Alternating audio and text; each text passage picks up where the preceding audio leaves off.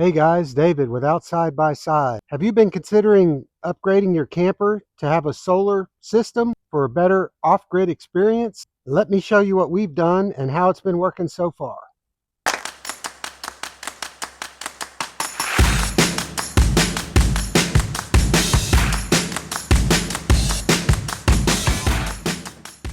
About a year ago, Tanya and I were considering upgrading our camper to solar to where we could have a better off-grid experience. And we decided to go the Jackery method, which I have a full video on how we set all that up. And I'll leave the link in our description. It shows all the specs and how we set it up. I wanted to give y'all an update of how it's been working for us so far and what we like about it and what we don't like about it, and maybe some of the limitations that we're experiencing. We have been able to use it in several locations. Really, the air conditioner is the biggest factor in the whole equation. If you don't need air conditioning, this would work great. But it does run an air conditioner and it does run everything else in our camper. It's also great for when we need to stop on the side of the road and spend the night and we don't want to run a generator all night. It works great for that too. Or if we want to pull over and cook and use the microwave or take a break, it also works really great for that. So let me show you what I've got going on so far and what we've done to upgrade it since I set it up originally. One of the things that I've done is I've added one more expansion battery. So now we have 3 expansion batteries plus the unit. And another thing I've done is, and I'm just got this set up at the house right now because I'm checking and testing things. I've updated my solar panels. These are 2 400 watt all powers. So now I have 800 watts of solar. And another thing that you really need to have is you really need to have plenty of cable for that. These solar panels need to be set up and moved around because of trees and shade. And they are coming in the bottom of the camper right there. And they pop up right there and they go into the under the bed storage. And I'll show you how to have all that set up. As you can see, our shore power is currently disconnected. So we are running on the Jackery. If we go inside, you can see where we currently have the unit set up under the bed. It is currently running right now. As you can see, we're getting 291 watts of solar, and that does bump back and forth. It is a fairly cloudy day today, so we're not getting that much. And the current output with the air conditioner is 117 watts, but of course the compressor is not kicked on. It's just cycling on and off. There's our other 2 expansion batteries. There's one under in the outside storage. And there's where the solar panels and the jumper cable to the other battery is coming in from the storage. Here's our 30 amp twist lock plug. And I also have a 20 amp outlet for charging the Jackery on AC shore power. This unit does come with the 30 amp plug. And so we're using that just like we would be at the campsite. And in order to make this work, and I've got this in the other video, there's my transfer switch, which has 2 inputs. One is the Jackery under the bed, and the other one is the shore power inlet outside the camper, which you would plug into the pedestal at the campsite or your generator if you're using a generator, which is another great factor that you can factor into this because you can use the generator to charge the Jackery as well. So that's been working out really well for us. Also, Jackery has a really great app. This is our current situation. It's 89% charged. Our input power, which is constantly fluctuating, which are the solar panels outside, is 327 watts. And we're outputting 117 watts. Like I said, the air conditioner is cycling on and off. It just kicked on. So now you can see that the air conditioner is pulling 15 to 1600 watts. And there's your solar input. We also have our 3 expansion packs, which shows you individually. You got one at 91%, one at 100%, and one at 94%. And so it totals all that together for your total output, which is 89%. The app works really good. It's really simple. Another thing I wanted to say about this unit is it is pretty heavy. Just like anything else would be if you had solar panels and you had lithium batteries and all the other components that go with it. The unit itself weighs 61.5 pounds, and the battery packs weigh 42 pounds apiece. So if I add all that together with my 3 battery packs, I'm at 187 pounds. So you really need to consider that on your cargo for your trailer, because of course that comes out of it with everything else you're carrying, like your water and your food and your clothes and all of that. It's not light, but if you have a bunch of batteries, no matter what they are, it's going to be heavy. So keep that in mind. One of the things I like about this setup is I can, in just a matter of minutes, remove all the pieces, put them in the house. I can use them as an alternative power supply for our house in case our power goes out. And I'm not carrying it around when I don't need it, because most of the time Tanya and I are at the state and national parks and we don't always need an off-grid system. So it is easily removable, and that's one thing I like about it. Another thing that I like about it is if we need to pull over on the side of the road and just take a break from travel or spend the night, we can turn this on, and this will get us through the night. One of the things I'm noticing is that it really depends on where you have your air conditioner set. If you have it cranked down really low and it's not cycling like it should and it's just staying on longer, it's going to run it down pretty quick if you don't have your solar panels hooked up. So depending on where you have your thermostat set, obviously that's going to have a big effect on how long you can use this thing. And for us, the air conditioning is a must. We live here in Texas, and if you don't have air conditioning, camping is no fun at all. We did do a boondocking trip in November. We'll put a link to that here in the description. It really worked out great for us.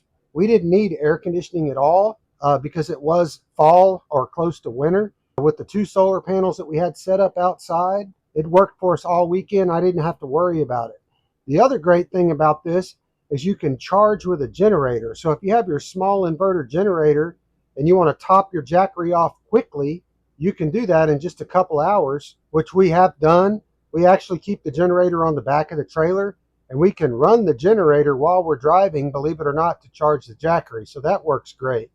Another thing that I can do with this 20 amp outlet that I've installed under the bed, and it's on its own dedicated circuit, I can charge with the electricity and the solar at the same time. And I have been able to get up to 2,000 watts of charging with the AC and the solar hooked up at the same time. It prioritizes the solar first and then uses whatever's left of the AC power to charge.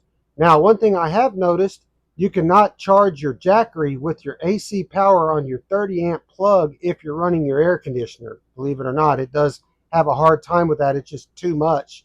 So you turn your air conditioner off and I can charge with the AC quickly. Another thing that works out well for us, we have a very large Li-Time 320 amp hour mini battery that we've installed. We'll leave a link to that in the description. That thing's been working great for us. And another good thing about this system that I'm doing is when we are boondocking, I turn the power to my converter off so that the Jackery's not running the converter, because we actually do have a small 165 watt solar panel on the roof. It's not much, but it does kind of keep our house battery charged, which is running our refrigerator. So this Jackery will run the converter, but you really don't want to do that if you're off grid. You want to use the solar panel for that to keep that battery topped off. And that battery's been working great for us as well. So I would like to get some more solar one day on the roof for the battery, but for right now, it's been working great. Our truck charges the battery while we're driving. We have the solar panel on the roof. It's running our refrigerator. We really don't have to worry about that, and that's been working great so far. So like I said, we keep our DC separate when we're running this system, and we let the battery work for itself. And it's just been, so far, keeping up great for us, and I don't have any complaints about it. Obviously, when you're running this, it puts off quite a bit of heat. So what I am going to do is I'm going to put an intake vent maybe here on the sides of our under bed storage. And I am going to put either a 12 volt DC exhaust fan that goes through this back wall, and it's going to go into the storage compartment. And then basically, if we just crack the doors on the storage compartment, that'll help evacuate some of this heat.